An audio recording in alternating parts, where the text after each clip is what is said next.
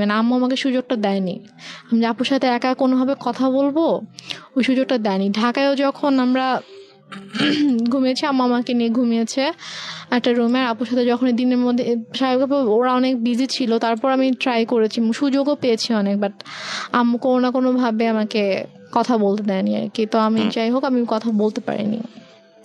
তো আপু চলে গেল, আপু চলে যাওয়ার পরে এটা হচ্ছে 2012 সালে আপু সেপ্টেম্বরের দিকে চলে গেল। তো যাওয়ার পরে ওর সাথে ওই আগস্ট থেকে কিন্তু আমার আবার কোনো যোগাযোগ নেই। তো হঠাৎ করে 2013 সালের এপ্রিলে হঠাৎ করে আমার কাছে ফোন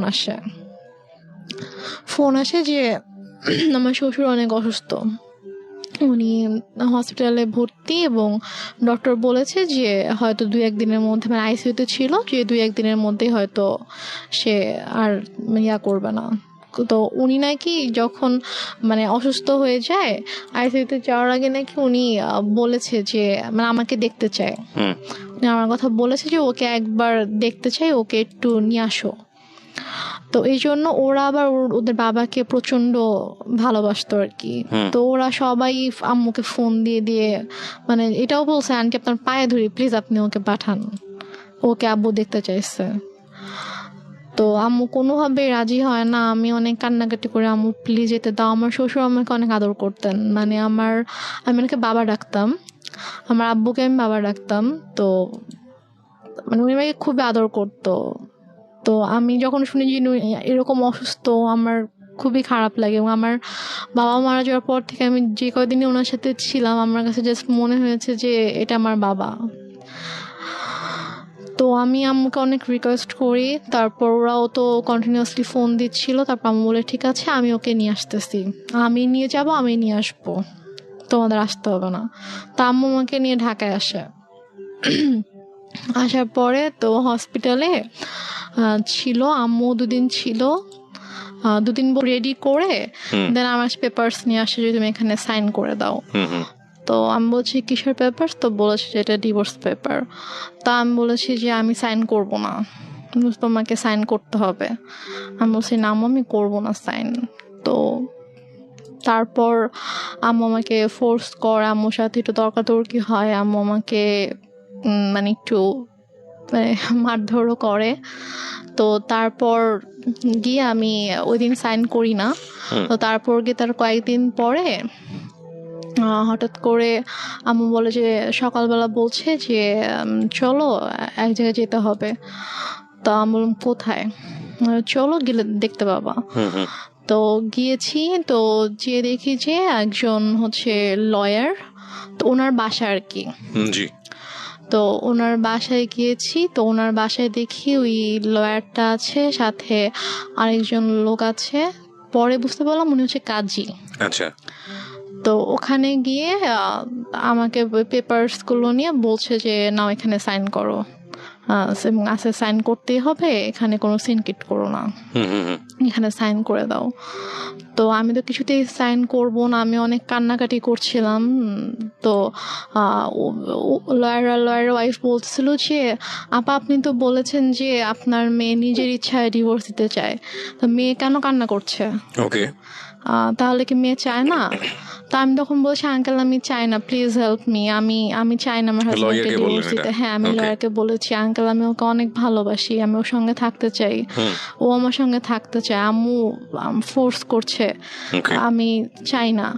তখন লয়ার বলে যে আপা আমি তো এটা করতে পারবো না, আপনি করেন, আপনি হচ্ছে আমি ওর হাজবেন্ডকে ডাকাবো, ওদেরকে সামনাসামনি কথা বলবো, বলে যদি দেখি যে না ওদের মধ্যে সমস্যা, ওরা সাথে থাকতে চায় না, তখন গিয়ে আমি এটা করবো।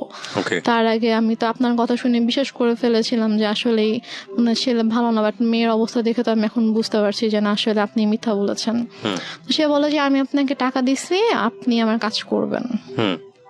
সে বলে আপা আমি এটা করতে পারবো না। তো এটা নিয়ে আম্মু ওনার সাথে অনেক তর্কাতর্কি করার পর এক পর্যায়ে উনি বলে যে দেখেন আমার মেয়ে ছোট ছিল, ও কিছু বুঝতেছে না, ওকে কিভাবে বুঝাইছে ছেলেটা এরকম ভালো না, আপনি প্লিজ করেন, এটা করেন। আর আপনি ইমোশনাল কেন হচ্ছেন? এটা আপনার কাজ, আমি আপনাকে টাকা দিয়েছি কাজটা করার জন্য, সো আপনি কাজটা করেন। তো এখন লয়ার বললো ঠিক আছে। তো তারপর আমাকে অনেক বুঝাইলো যে দেখো যেহেতু এখন যাচ্ছে না, এখন কি করবা। তো লয়ারের ওয়াইফও এসে আমাকে বলতেছে যে এখন মার কথা শুনতে হয়, মা যেহেতু বলছে, মা তো তোমার ভালোর জন্যই কিছু বলতেছে, মা তো তোমার খারাপ চাইবে না। তুমি হয়তো বুঝতে পারছো না, তুমি ছোট মানুষ, বাট তোমার আম্মু তো বুঝবে। সো থাক, এরকম করো না, তুমি করো, সাইন করে দাও। তো দেন আমি সাইন করি, লয়ারের কিছু পেপার্স ছিল, তারপর ওই কাজে যিনি এসেছিলেন তিনি ওনার কাছে কিছু পেপার ছিল। ওই কাজটা ছিল হচ্ছে যে মানে আমাকে বিয়ে পড়িয়েছিল, ওই কাজটা ছিল। তো দেন উনি আমাকে বলতেছিল যে উনি আম্মুকে বলছিল যে আমি তো বিয়ে পড়িয়েছিলাম, হ্যাঁ, তো এর মাঝে এমন মানে কি সমস্যা হয়ে গেল, আবার আমি কিছু বুঝতে পারছি না, আবার এখন ও ওইভাবে কান্না করছে, মানে আমি তো আসলে কিছুই বুঝতে পারছি না। তা আম্মু ওনাকে একটা ধমক দিয়ে বলছে, আপনাকে তাতে কিছু বুঝতে হবে না, আপনাকে আমি পে করে আনছি, আপনার যেটা কাজ আপনি কাজ শেষ করে এখান থেকে চলে যান, এটা আমার পার্সোনাল ম্যাটার। তো তারপর যাই হোক, ওখানে আমি এক পর্যায়ে আমি সিগনেচার করে দিই, করে আমরা বাসায় চলে আসি। তো বাসায় চলে আসার পরে আম্মু ওকে পেপারসগুলো তো অফিসিয়ালি পাঠিয়ে দেওয়া হয় শাহেদের কাছে। তো শাহেদ যখন পেপারস পায়, হাতে পায়, তখন শাহেদ আম্মুকে ফোন করে যে আম্মু এসব কি, এটা কেন। মিনিংটা হচ্ছে finally you sign the papers. হ্যাঁ, আমি পেপারে সাইন করি। ওকে। তো তারপর শাহেদ যখন আমাকে ফোন করে যে আম্মু পেপার শেষে, আমি তো ওকে ডিভোর্স দিতে চাই না, আমি তো সাইন করবো না। তো বলেছে যে না, তোমাকে তো তুমি সাইন করো, তোমাকে সাইন করতে হবে, ও তো তোমাকে ডিভোর্স দিয়ে দিয়েছে। বলছে আমি ওর সাথে কথা বলতে চাই, ও আমাকে ডিভোর্স দিতে পারে না, আমি জানি ও আমাকে ডিভোর্স কখনোই দিবে না। তো বলে যে ওর সাথে কথা বলা যাবে না, আর আসলে ব্যাপারটা কি, তোমাকে এখন কিভাবে বলবো নিজের মেয়ের কথা, এখন ওর তো অন্য একটা ছেলের সাথে রিলেশন আছে। এটা আপনার মা বলে? হ্যাঁ, আমার মা ওকে বলে রিলেশন আছে এবং তাকে বিয়ে করতে চায়। এটা কি আপনি সামনে থেকে শুনেছেন নাকি? হ্যাঁ, আমার সামনেই কথা বলতেছিল, বলছে যে ও তো বিয়ে করতে চায়। আমি জাস্ট মানে অবাক হয়ে আমার মার দিকে তাকিয়েছিলাম, বাট আমি কিছু বলতে পারছিলাম না, আমার চোখ দিয়ে পানি পড়ছিল যে মানে কিভাবে পারছে। এখানে আমার একটা প্রশ্ন আছে, সেটা হচ্ছে যে আপনি এতটাই যদি নমনীয় বা সফট হবেন, তাহলে আপনি কিভাবে সাহস করেন যে আপনি রেডিওতে এসে এই গল্পটা আজকে লাখ লাখ মানুষকে বলবেন? মানে আপনি তখন কেন প্রতিবাদ করেননি? আপনার প্রতিবাদের যেই মানে বলতে পারি আমরা যেই স্পিডটা আমরা এখন দেখতে পাচ্ছি, লাখ লাখ মানুষকে জানিয়ে দেবার নিজের পরিবারের গল্প, সেখানে ওখানে একটু সামান্য সাহস করলেই তো হতো, একটু লাউডলি চিল্লালেই তো বুঝতে পারতো ওপাশ থেকে শাহেদ যে না, আমার স্ত্রী আমার পক্ষে আছে।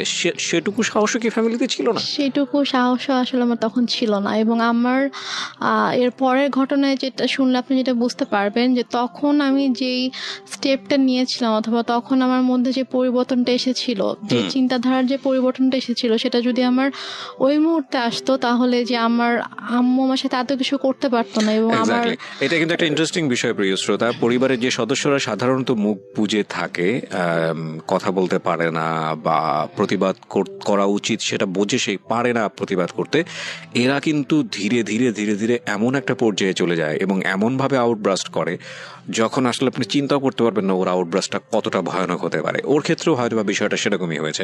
হ্যাঁ, তো আমি তখন আমার আম্মুকে কিছু বলিনি, কারণ আমি এতটাই আপসেট ছিলাম যে আমি জাস্ট মানে বুঝে উঠতে পারছিলাম না যে আমার মা কেন আমার সাথে এরকম করছে, আমি কি এমন করেছি।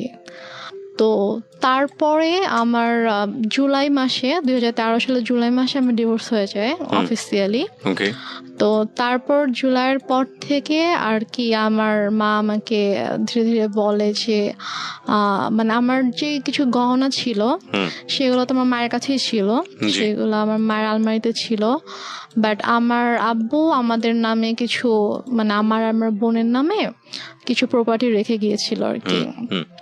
তো সেগুলো থেকে আমার যে অংশ ছিল সেখান থেকে সেগুলো আমার বলে যে আমার একটা দরকার আছে, আমি একটা সমস্যা পড়েছি, তো আমার প্রপার্টিটা আমার নামে প্রপার্টি দেখাইতে হবে একটা অফিসিয়াল কাজের জন্য। তো আমার নামে তো ওরকম কিছু নাই, মানে শহরে ওরকম কিছু নাই, তো তুমি তোমার যে শহরের জমিটা আছে তুমি তোমার অংশটুকু আমার নামে তুমি অফিসের একটু লিখে দাও, দেন আমি আবার তোমাকে ব্যাক করে দিব। ওকে। তো আমি ভেবেছি হয়তো সত্যি কোনো সমস্যা হয়েছে, এই জন্য হয়তো চাচ্ছে। আমার আসলে মানে আমি বুঝে উঠতে পারিনি যে এটার মাঝে যে কি ছিল, এটা কেন আম্মু এরকম করছে। তো আমি সরল বিশ্বাসে আমি লিখে দিই। আম্মু আমাকে পেপারস নিয়ে আসে, কিছু স্ট্যাম্প নিয়ে আসে, তো স্ট্যাম্পে আমি সিগনেচার করে দিই। তো নিয়ে আসার পর একদিন আবার রেজিস্ট্রার অফিসেও যেতে হয়, তো ওখানে কেউ কিছু সাইন করতে, ওখানে সাইন করে দিই। আমাকে বলেছে কয়েক মাস পর ওটা আবার আমার নামে দিয়ে দিবে। এটা হচ্ছে 2013 সালের সেপ্টেম্বরের মিডলের দিকে ঘটনা। তো আমার শহরে যে জায়গাটা ছিল ওটা অলমোস্ট 20 লাখের মতো ছিল, ওইটার প্রাইস ছিল। তো তারপর আম্মুটা নিয়ে নেয়, আমার জুয়েলারি তো আম্মুর কাছেই ছিল। তো তারপর হঠাৎ করে একদিন আমার হাতে একটা রিং ছিল, যেটা আমার বিয়ের রিং ছিল। তো আমাকে একদিন হঠাৎ করে বলছে যে তুমি তোমার তো ডিভোর্স হয়ে গেছে, তুমি কেন এই রিং এখনো পরে আছো? তা আমি বলছি এটা আমি সবসময় পরে থাকবো, এটা আমার কাছে থাকবে। বলছে এটা আমাকে দাও। আম্মু প্রায় মানে ঝাঁপিয়ে পড়ে আমার হাত থেকে জোর করে রিংটা নিয়ে যায়। এবং আমার শ্বশুর বাড়ি থেকে আমাকে যে গহনাগুলো দেওয়া হয়েছিল সেগুলো আমার মায়ের কাছেই ছিল। তো তারপর নিয়ে যায়, তারপর হচ্ছে আমার কাছ থেকে আমার যে জমি ছিল শহরে যেটা ছিল ওটাও নিয়ে যায়। তারপর আমার দাদুর বাড়িতে আমাদের নামে যেটা ছিল, মানে আমার নামে আলাদা করে যেটা ছিল সেটাও আম্মু হঠাৎ করে একদিন বলে যে আমার কিছু টাকা দরকার, তো ওইটা তোমার চাচার কাছে সেল করে দিব, তোমার চাচার সাথে কথা হয়েছে, উনি আমাকে ক্যাশ দিবে, তো ওনাকে তোমার ওই জমিটা ওনার নামে লিখে দিতে হবে। লিখে দিলে উনি আমাকে ক্যাশ দিবে, আমার কিছু ক্যাশ দরকার। তা আমি সেটাও মানা করি না, আচ্ছা ঠিক আছে। আমি গিয়ে ওখানে আমার দাদুর বাড়ি ওখানকার রেজিস্ট্রার অফিসে গিয়ে ওখানে সাইন করে দিই, আমার চাচা তাকে ক্যাশ দেয়, তারপর চলে আসি। তো বলা যায় তখন থেকে আমার কাছে কিছুই নেই, লাইক আমার নামে কোনো জায়গা জমি টাকা পয়সা কোনো গহনা কিছুই নেই আমার কাছে। আমি একদমই মানে নিঃস্ব হয়ে গেছি বলা চলে। আর আমি পড়াশোনাও করতাম না, কারণ আমি পড়াশোনা করার মতো মানসিক অবস্থায় ছিলাম না। আর আপুর কাছ থেকে আম্মু পার মান্থ অনেক বড় একটা অ্যামাউন্ট নিত আমার স্টাডি পারপাস, যে ওর জন্য 3টা টিচার রাখা হয়েছে। এটা আপনার বড় বোনের কাছ থেকে নিত? হ্যাঁ, বড় বোনের কাছ থেকে নিত। আপু তো এমনিতেই আমার জন্য টাকা পাঠাতো, বাট এক্সট্রা করে নিত যে 3টা টিচার রাখা হয়েছে, তো ওদেরকে অনেক বড় অ্যামাউন্ট পে করতে হয়, তো ওর জন্য এটা পাঠাবা। তো আপু সেটাও পাঠাইতো, বাট আমার কিন্তু কোনো টিচার ছিল না, আমি তো পড়তাম না।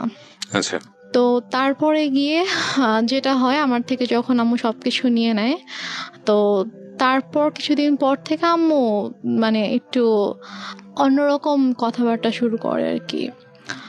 টেল মি ফ্র্যাঙ্কলি, যেটা আপনার সঙ্গে হয়েছে, মানে কি বলেছে অন্যরকম বলতে আমি বুঝবো না, ঘটনা জানতে চাই। What happen? ঘটনা হচ্ছে আম্মু হঠাৎ করে একদিন আমাকে অনেক বাজে একটা প্রপোজাল দেয়। কি বলে? আম্মু আমাকে একদিন, আমি আমার রুমে ছিলাম, তো আমাকে এসে বলছে যে মানে একজনের নাম বলেছে যে অমুক বলেছে সে তোমাকে সে 10,000 টাকা দিবে। Are you sure? জি। তো